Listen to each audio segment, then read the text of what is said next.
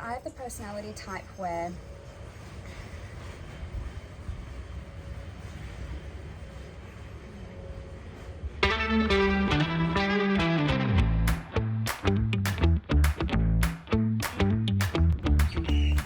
hey guys, I'm Charlie and today you're gonna get to know me with weird get to know you cards. So my friend has been helping me try to think of, like, I don't know, new stuff to talk about with you guys, and she bought this from some website called School of Life, I think it was, and it's a bunch of cards that ask you difficult questions, and they're supposed to be designed to help you get to know yourself or help you get to know other people or some kind of shit like that. So I thought, let's crack it. And see what you learn about me. Alright, choose your adventure based on the different levels of spiciness. Ooh, sounds like my kind of card game. You can select lemon and herb, medium hot, and extra spicy. Okay, well, I mean, would I do anything but the extra spicy? Should I be nervous? I feel like getting to know myself needs a wine. It's 11 a.m. but it's 5 o'clock somewhere. We ran out of wine glasses, but it's all good. Make this work. Okay. Do I choose at random? I think I should choose at random. Oh, let's just shuffle them actually. So my auntie was a professional, oh, there's a medium in there. My auntie was a professional gambler. And she taught me how to shuffle like a pro. These aren't very big cards though, so I don't know whether this will, hey. She's slow because they're tiny cards, but do I impress you? Oh, such small cards. Ugh. Okay, let's do this. What is your biggest regret?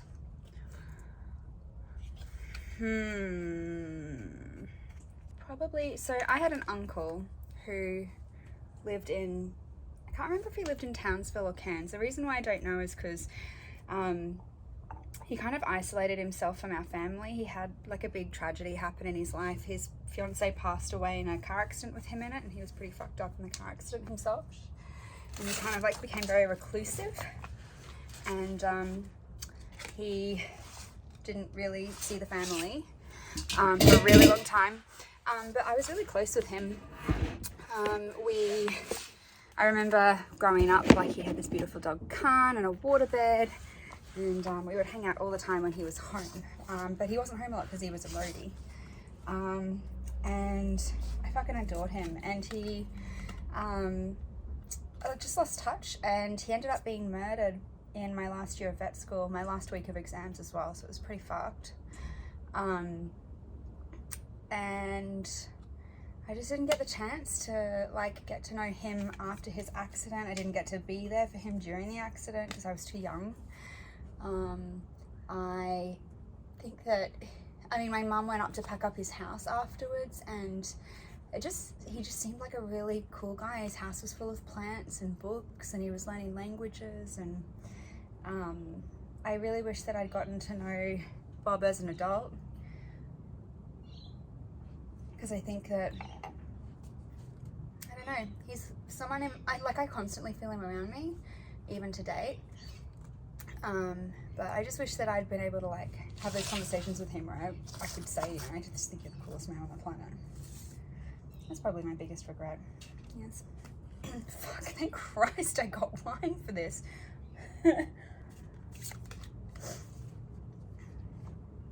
What conspiracy theory do you think is true? I think there has to be other life somewhere out there. I think that space is too big and there are too many planets for there to not be some kind of other life form. We cannot be the only ones. Whether I think they've come here or not is another story. I don't think, I mean, we haven't been able to find them. Chances are they probably haven't been able to find us, and they're having the same fucking conversation. Are we the only ones? But surely Surely there is another planet with other beings out there. All right, next. What is one thing you want to let go of this year? These are hard questions. Why did I choose the spicy pile? What's one thing I want to let go of this year? I want to let go of self-defeating and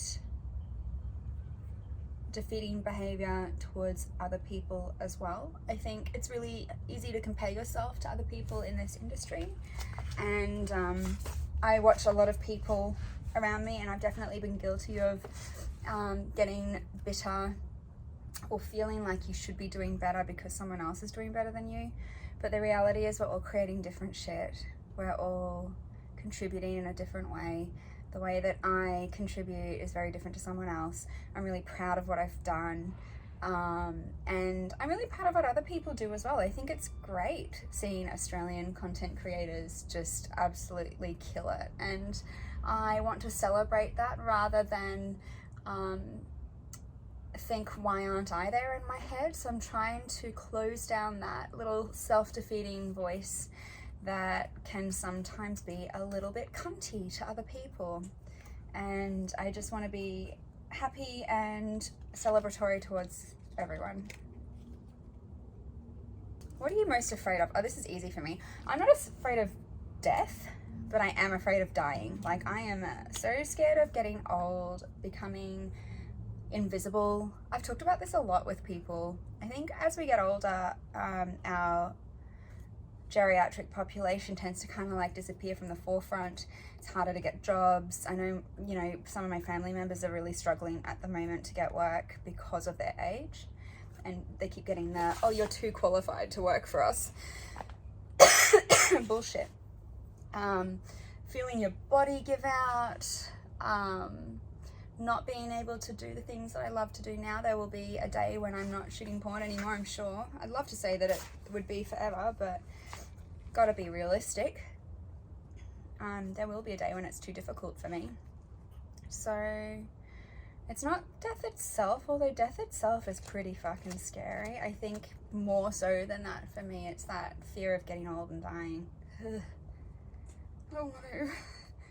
Take a minute to check in with yourself in silence. How are you really going in life? Okay, a minute. Check in. How am I going? So, for me at the moment, I feel very accomplished and I feel very proud of what I've achieved last year. And I'm very dedicated to my business and to continuing to create beautiful erotica for people. I think that I'm getting better and better. I watch back my videos like I watch back, like a professional football player would watch back their games, and I'm always looking at self-improvement and things that I could do differently, whether I spoke enough, whether I spoke loud enough, did I say the right things. I'm constantly in my head. I'm a perfectionist. But there's another part to it that where there's a lot of pressure there, because I'm running a brand new company. It's not drawing even yet.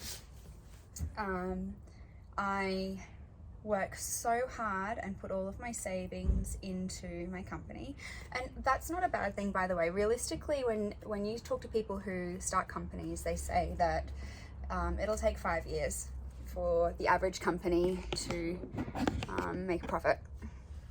So I'm on track to be making that, but it's just exhausting. And I think there are really high expectations from my community, and there are high expectations of myself, and that's draining. And it's really hard, especially we're having a deep and meaningful. Can you just fucking stop, man?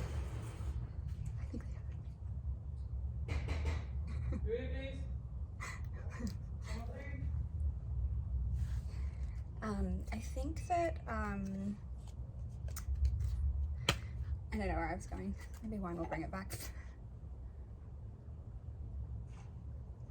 I think it's really hard, especially to do from Australia, because we have a very small population relative to the rest of the world, and we have very funny laws that make it difficult for people to pursue this as a career in Australia.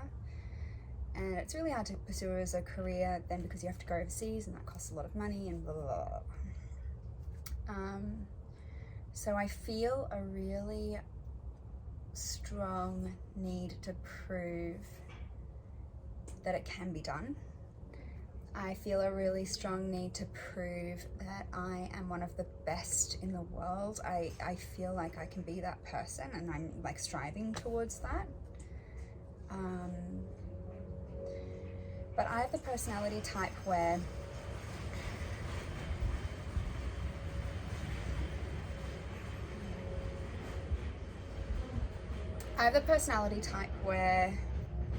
I could have everything.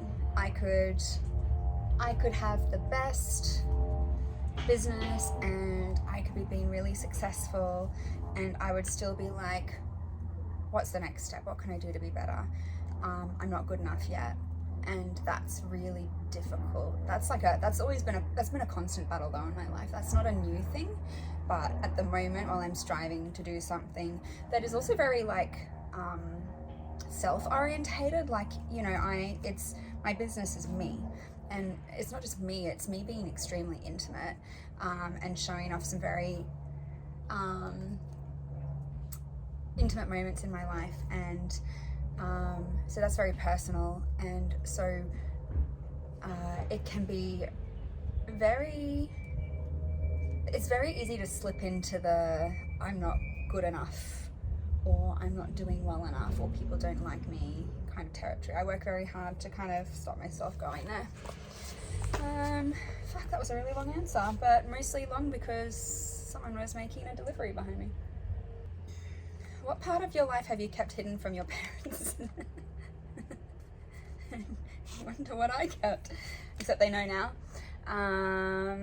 So obviously I kept that I shot porn from them for a while, but not for very long, and it's taken them a while to come around, but they're fine. So I don't really keep secrets. I think they know I'm bisexual. I haven't actually told them, but maybe that's an answer. I don't know. To be quite honest, I love my family, but my family are people at the end of the day as well. And if they don't like me and they don't like who I am, then quite frankly, they can fuck up just like anyone else. But I'm really lucky. My family are great, so I don't have to have that kind of attitude or opinion about them.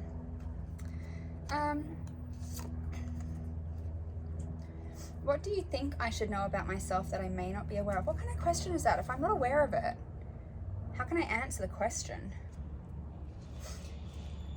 When was the lowest point of your life? Okay, I think we need to move to the medium hot card soon because this is just fucking depressive.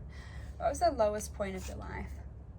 I had a family member that I was living with when I did my first degree as a physio, and they became extremely depressed, and I don't want to like say names and give too much kind of specifics around it, just to value their privacy, to respect their privacy, but they became extremely depressed to the point that they were suicidal, and I was, you know, coming home and finding hoses in the boot because they were thinking about gassing themselves, or I would come home and they had overdosed on sleeping pills,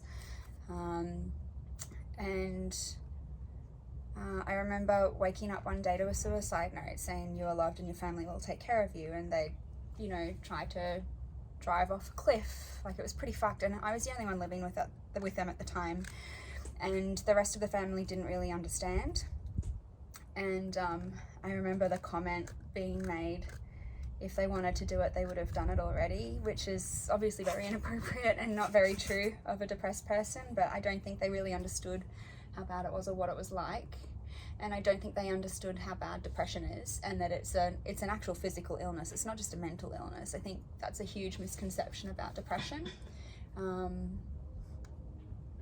You know, I remember sitting with them in the hospital and they were like grimacing, and then they burst into tears and they said, "I'm just trying to smile and I can't even smile anymore." So it was pretty fucked. So I was the only one living with them. So they got hospitalized and I was on my own for a while there. And I was young. I was like, 20, 21. I'd never lived on my own officially. I didn't really know how to handle it. And it was very emotional. So that was probably my lowest point, but I mean, I survived, so it's all good. I don't know if we should keep going with these extra spicy ones. I would like some that are like not so hectic. What statistics for any activity in your life would you most like to see? I would like to know my body count. I've got no fucking idea. I don't like that term, body count. I would like to know how many sexual partners I've had. I don't know. It has to be in the thousands. Could it? 1,000 is a lot of people. I still think I'm easily over 500. So maybe I'm in the thousands now. I genuinely don't know. I'm just real curious. I just would really like to know. Yeah. Someone want to count for me? Is this really not extra spicy? What dreams have you given up on for now? Fuck. Being a physio. Being an equine physio in particular. I'm not really interested in it anymore. It's too hard to do in Australia as well. Yeah, let's go with that. Lock it in, Eddie. Next.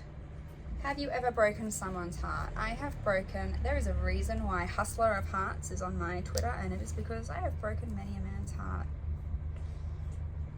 Sorry? If you could change one thing about yourself, what would it be and why? I wish that I was more forward with being social with other people and new people. I think I'm too comfortable in my own space, and sometimes I really have to push myself to go out and see my friends. I wish that I cared just a little bit less about my work so that I would have a better work-life balance. And I wish that I could come in like under a minute. That would also be very nice. How have your feelings changed since the beginning of this conversation? I am feeling a warm tingle from my wine, so I'm feeling great. Is there a previous lover that you consider as the one that got away? No. Ooh, this is a good one for me. How much does the online version of you differ from the real version of you? Good questione. My online version of me has less social barriers. I think that I'm faster to talk to people. I'm more exuberant.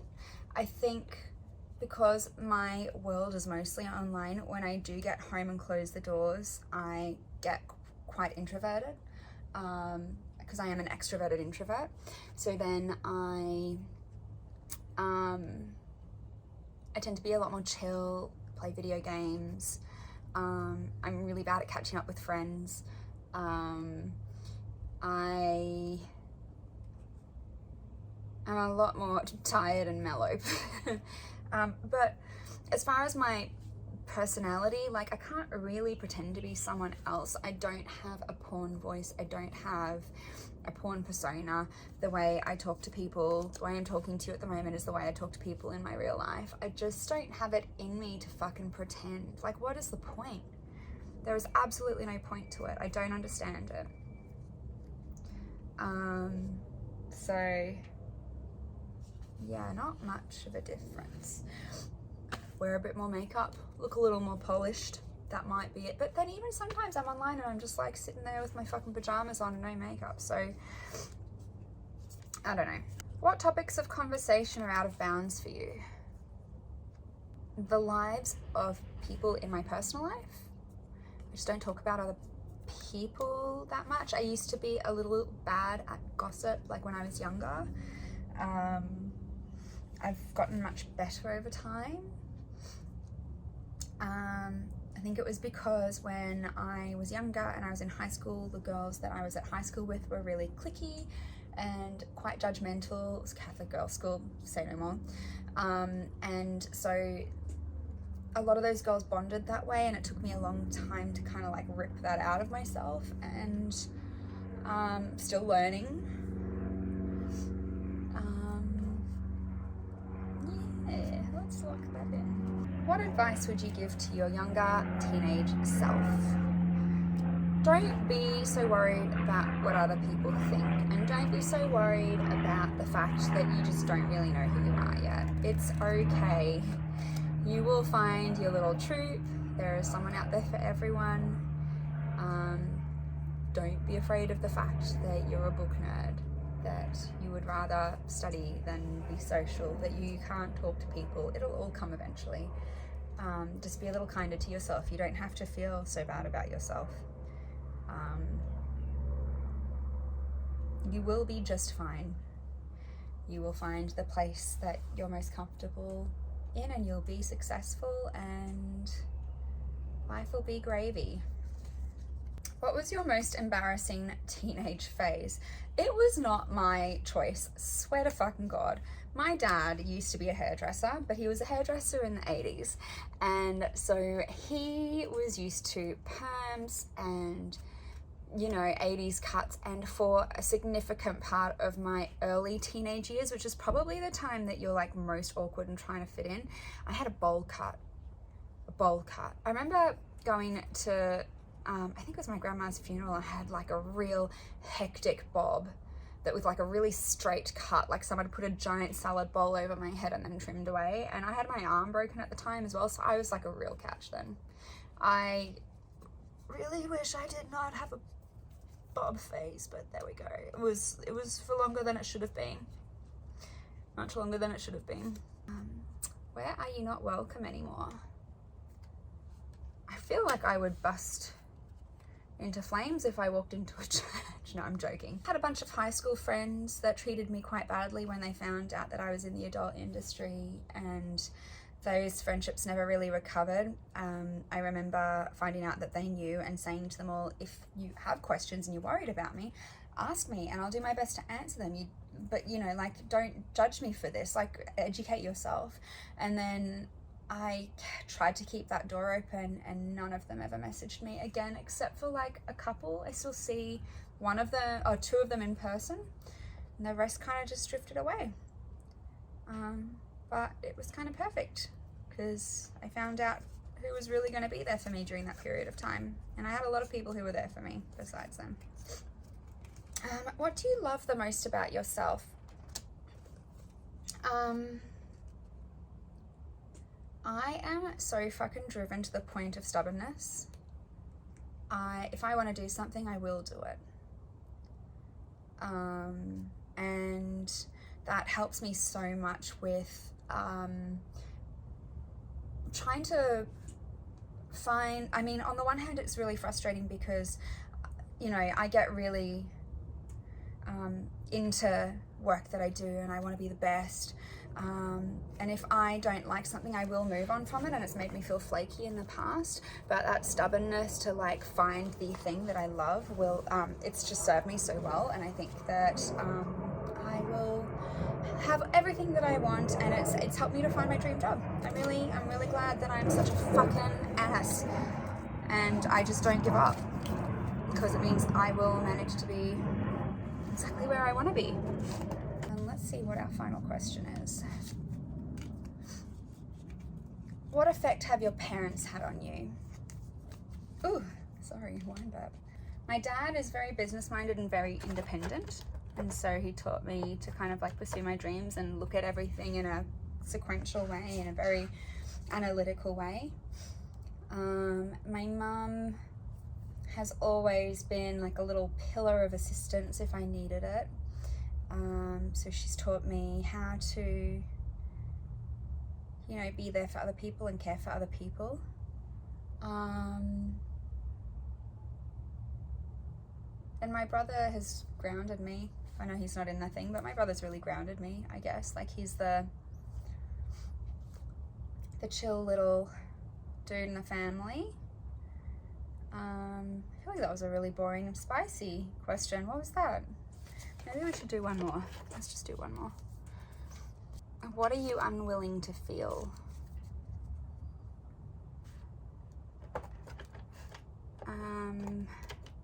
Defeated. Because if I start to feel defeated, I'm like, oh no, you're not defeated, you just need more time. You've got this. How are we going to get there? And then I work it out. Yeah. This was actually quite a good, I feel like this would be, I don't know, those spicy questions might be a bit much for a workplace, but this wasn't bad. I hope you learned a little bit more about me. I think it's School of Life that you can get it from if you do want it. Anyway, yeah. Apparently curiosity cured the cat is what it says in the inside. A percentage of sales with this game for Cards for Humanity goes to supporting the Seed Mob, an Indigenous Youth Climate Network. They're an organisation that's asking better questions of our government. Isn't that incredible? Anyway, I will see you soon. I'm sure I'll be back to do some more stupid shit than what this was today. But for now,